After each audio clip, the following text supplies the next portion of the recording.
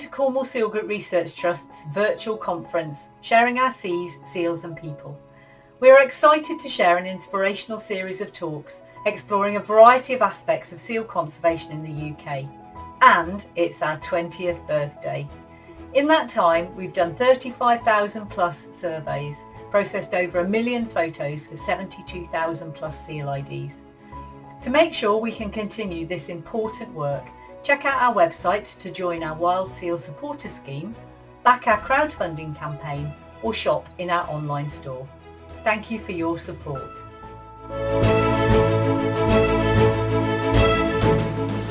Hello, my name's Matthew Witt and I work at the University of Exeter, and I'm an associate professor in the natural environment, and I've worked with Cornwall Seal Group Research Trust for a decade now, and they've asked me whether or not I would give you some insights into the types of things that we've done together and the types of synergies that the two groups have, and what exciting things that we've learned back since 2010. So I run a research group at the university. We're a group of conservation scientists. There's about 8 in my group, and we work on a whole range of issues from humans through to sharks, turtles, and grey seals. Before I kind of launch into the main bits of the talk, what I really wanted to acknowledge first is those people that have been formative in building kind of me as a person and as a scientist. And that's from a local perspective. These 5 people, I'll name them in a moment, have all been really important for igniting my passion for marine conservation. And that means in the Southwest, obviously, but also the Southwest is my home. It's the home for these seals too. My professional training is a conservation biologist and a marine scientist. And actually it's really nice to be able to use those skills in an area where I live myself.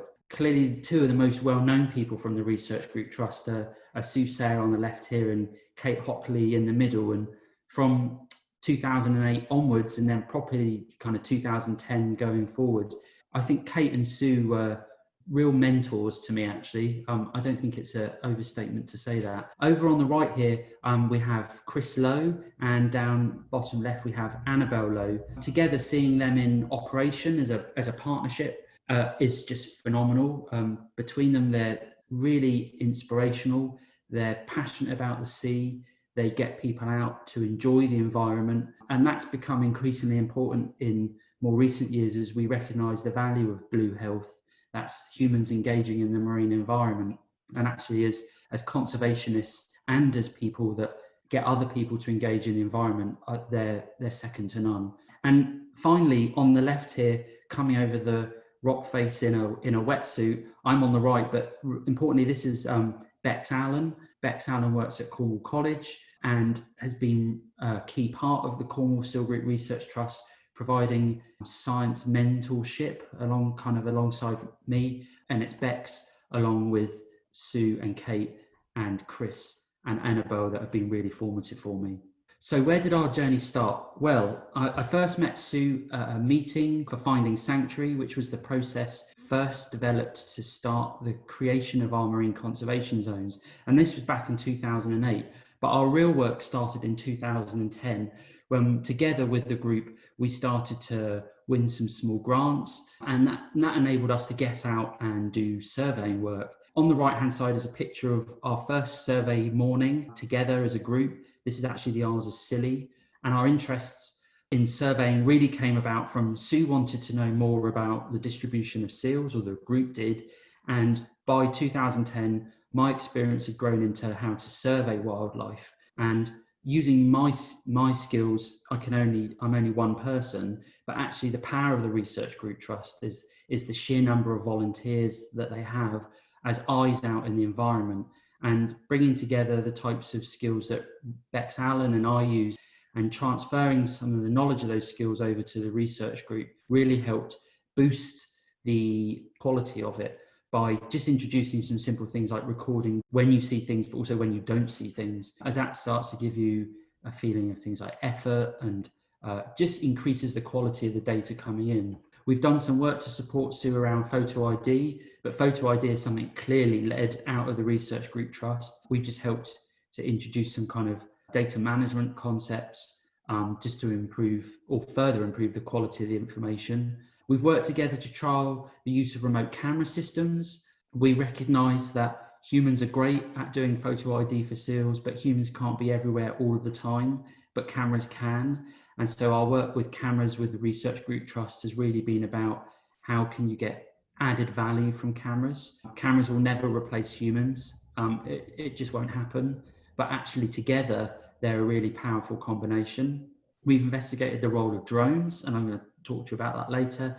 More recently, we've been doing work about caves and seals, trying to understand the importance of cave systems in Cornwall for reproduction in grey seals. And I think the future, which I'll touch on a tiny bit at the end, is really science to support Cornwall Seal Group Research Trust around the issues of disturbance. I mentioned a little bit about blue health in the last slide. Blue health is increasingly important. Our recognition that the environment is important to us in so many ways, more than just jobs and food. But in trying to move people into the environment to appreciate it more, to make them better custodians and stewards of that environment, we do increase this issue around disturbance. So a few examples for you. Here's a map of the Isles of Scilly. You've got two coloured lines. You've got a blue line, which is day 2 of a survey, and the red line, which is day 1. And then at the rock systems we visited, we've just recorded the types of seals that we've seen. And this was our kind of first ever systematic survey. This was done with Dave McBride on the Isles of Scilly, who's a well-known boat operator, knows these island systems incredibly well, and ensured that we kind of had safe passage to start our journey together. As well as doing boat surveys, we were able or had permissions to land on several islands to look for pups. And here I'm showing you crosses where pups were identified. And this was done using a very traditional method. We'd just kind of get on a little paddle boat, paddle across to the islands, jump off in our wetsuits, and then walk around the fringes of these islands looking for seal pups. And actually looking for them isn't as effective as smelling for them. They're very strong odor, and if you couldn't see it and you could smell it, you just had to look a bit longer and you would find a seal pup hiding under a rock or in a small pond or puddle or something, but they would definitely be there. And that was really my first experience close up of working with grey seals. So those surveys went on for 2 or 3 years, and then together we were lucky enough to win a grant called Mirifique, which was about understanding how wildlife, or partly about understanding how wildlife interacts with renewable energy developments. My job at the time was working at the Wave Hub site, not for Wave Hub, but on a grant kind of aligned to Wave Hub. And actually this grant gave us some money to go out to France. And so we headed on the Plymouth to Roscoff ferry down to the marine park at Oise, down here where the red marker is. And together we went using Mirifique funding, because we thought actually if the grey seals are seen in the southwest, and we had seen some satellite data to suggest grey seals tagged in France might come to Cornwall, then actually could the skills and techniques that Sue had developed around photo ID be applied here? Could we actually identify Cornish seals? Now, it kind of seems unlikely given the challenges of surveying and the numbers of seals there may or may not be, but Teddy White Pea was identified. So this is Teddy. This is on one of the offshore rock systems. On the right, I'm showing you a map here. Black dots are the identification of seals. Our blue line is our boat transect. And in this kind of puddle of seals, you'll see, I put a red box. One seal looked up as it heard our boat engine noise, looked at us, and instantly Sue recognised it. Teddy was actually first identified 3 years before this. This happened in 2013. Teddy was first identified 2009, 2010, and it was identified in Cornwall, and Sue had only ever seen Teddy once. And this is the second time that Teddy was ever seen. And it pays testament to Sue's remarkable ability at doing photo ID, but it's also testament to the quality of the method that you can identify individuals across countries using pelage patterns. And I think this was really inspirational to all of us, and it gave us our first ever confirmed link between the southwest UK and France using our own methods. As I mentioned earlier, satellite tracking had been used, but actually that's quite an invasive process. You've got to disturb a haul out, catch a seal, sedate it to some extent, stick a tag on it, and then release it. And it's clear that tags, electronic tags, bias animals. We use tags a lot in our work, but we always understand there's an effect of the tag. Photo ID, however, if you don't disturb the colony with boat noise, is actually a non-invasive method and can provide a phenomenal level of insight.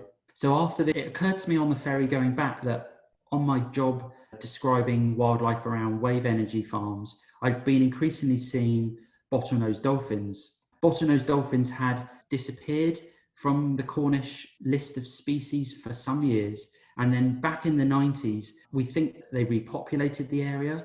Not quite sure from where. There are some suggestions that maybe it was a small breakout group from France that moved over into Cornish waters. And I wondered, and I chatted with Sue about the value or the possibility of photo ID for working on the fin shapes of these bottlenose dolphins. And actually, yes, there is. And we put a call out across people we knew who were frequently on the water, interested in wildlife, and so likely to be taking pictures.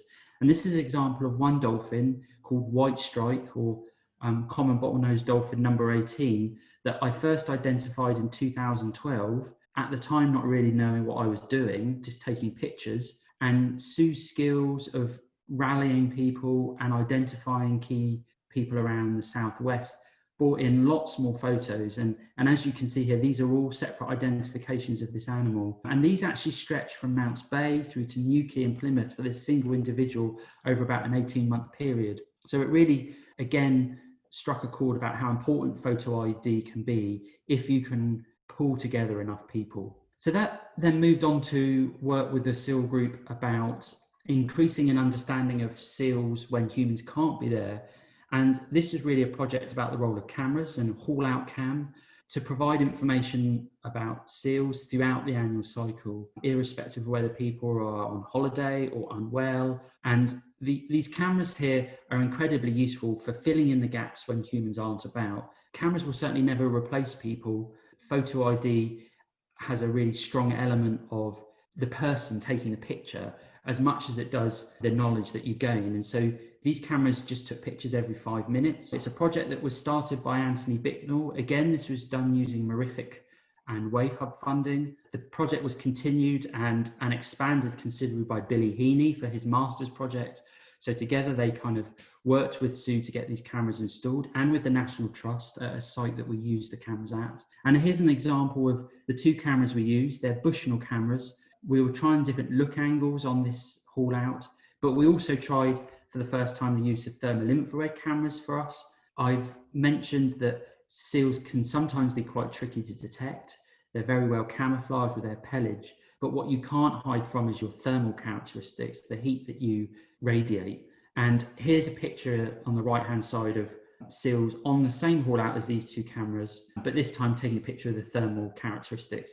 And you can see patches of the sand where seals have laid, where the sand is still warm, but you can also see seals that have been out for a very long time, they're very warm, and seals that have more recently hauled out where they've been re-wetted and cooled slightly at the surface. And this really gave us insight into the role of thermal infrared. Here's a picture from Callout Cam. This was the camera angle that we stuck with in the end.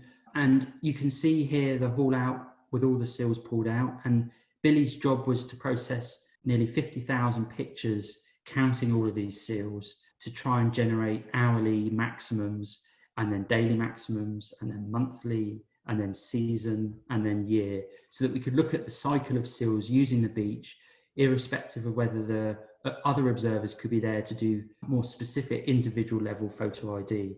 And this created nearly 3 years of continuous data that Billy used. Cameras went further. Our relationship kind of deepened, and I was based at the Environment and Sustainability Institute for Exeter on the Penryn campus, and there was a budding drone ecologist or drone scientist called James Duffy. He's now got his PhD, and James had access to drones funded by ESI, but also the use of thermal infrared cameras. And it was the role of these cameras to help with our work actually on the Isles of Scilly.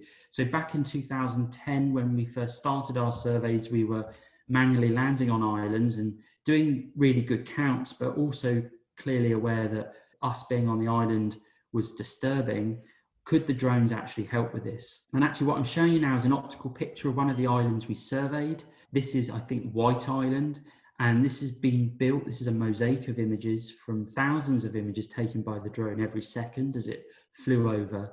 This is optical. If there were a seal on this island, maybe you could see it, but if it were a pup, it might be quite tricky. But I'm about to overlay now another image.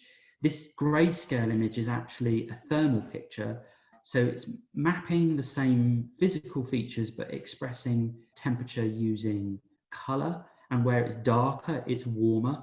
And really what you can see here is this thermal image. Now, sadly, there were no seals on that island on that day. And actually there were no seals on some of the other islands we visited on the days that we went, as we were quite near the end of the pupping season.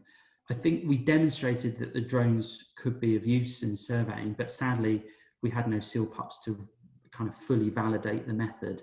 But it certainly provided a way of surveying an island and being actually minimally disturbing. So the final bit I was going to talk about is our work with Cornwall Seal Group and working in quite challenging locations to understand how seals use the Southwest. And this is our Cornwall Cave project. We've got a picture on the left here with Rebecca Allen and Sue Sayre coming out of a cave system. And on the right here, you've got quite an advanced pup. You can see all of its white coat is now gone and its pelage is kind of pelage that it will live with. And you can start to see patterns form. This is really challenging work. There's a lot of risk assessments that go with this work, but actually we had almost no knowledge about how seals use caves, and it seems increasingly important they do use caves, and that heightens an awareness of why we need to maintain these caves as undisturbed locations. We're always aware of our impacts when we're surveying ourselves, and actually we tried thermal infrared in these environments too, and actually it worked really quite well. You could just stand at the entrance to some caves and look in and peer into the dark. We were keen not to scare animals. Here is a thermal infrared picture of seals deep down in the cave system, but here you can do your count and actually not disturb them any further. So those were some examples of work that we've done with Cornwall Seal Group. I think what I wanted to reflect on is that our decade-long journey with them has been a true two-way experience, and there's been really sincere learning in both directions. Incredibly thankful for that opportunity. Taking the science that I learned and the way I was trained abroad for my job, which is where most of my initial work was done on marine turtles, was incredibly exciting. But actually to bring those skills to home is really rewarding. And I'm pleased that I learned what I did, but that I could also apply it in the place where I live and get to share those skills with the people around me. The synergy of the citizen scientists and the conservation scientists is paramount. And actually, I think it unrivals the more traditional methods that conservation biologists or wildlife biologists might have used, which would have been really expensive surveys that in some cases may have been so expensive they wouldn't have been run. But the power of the people and the knowledge of conservation scientists on how to structure citizen survey effort is really important. And we just couldn't achieve what we've achieved now without the power of citizen science. Much has been achieved. You've got my talk, but you've also got lots of other talks of people covering issues around entanglement and recovery of seals, and the efforts of Bex Allen for the Seal Group Research Trust 2 in terms of bringing science, post-mortems. Much has been achieved, but actually there's so much more to be done. And I think this really, in my mind, focuses around how do we get people into the environment to appreciate it so that they learn to protect it. But doing that, how do we minimise the disturbance that bringing more people to the coast might ultimately represent? So thank you very much for listening to my talk. I hope you found it interesting. The lineup of all the other talks looks fascinating, and I'll be listening to some of them too. But thank you for your time. It was great to talk to you.